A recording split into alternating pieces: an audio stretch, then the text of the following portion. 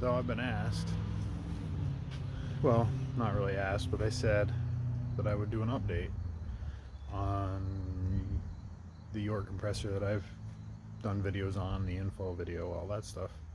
Um, so you could see how I've fared with York compressor. Mind you, the sun right now is kind of ridiculous. Seen how this York compressor is done across 3 different engines in the same truck. So this is as it sits now, and this is compressor number 2. This one, the first one I had was absolute garbage, so this one has been in here for, I believe, 12 or 13 years. This, it passes a lot of oil. I use ISO 100 synthetic compressor oil like you would use for a regular shop compressor in it. Typical issue with these things. This was actually a catch for a air dryer for like a shop, and I took it and used it as an oil catch. Has a drain valve down there. This is a special fitting that was actually made by me. It's the 5/16 fine thread to 1/8 NPT. These are DOT airline fittings. They're quick disconnect, so you can pop it off to, fix the filter.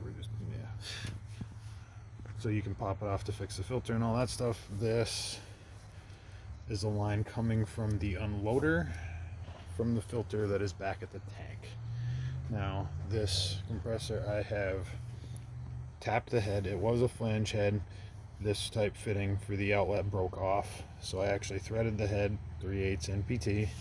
You can see it right there, and screwed this fitting, safety valve, and then it goes to a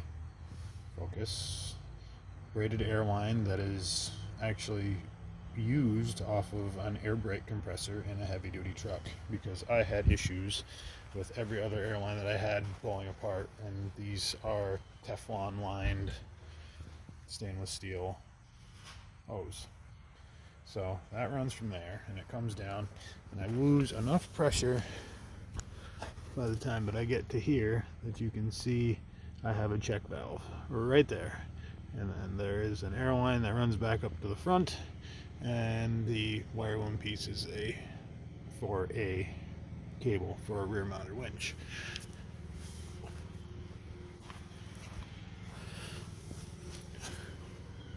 As you can see back there are my air tanks. There is the air filter, and it's got an unloader on the bottom. The switch for the compressor is actually back here. You can see that I have both air tanks. The small one is actually off of a DeWalt tiny compressor, and the front one is off of an M35A1, more commonly known as a deuce and a half. It was junk.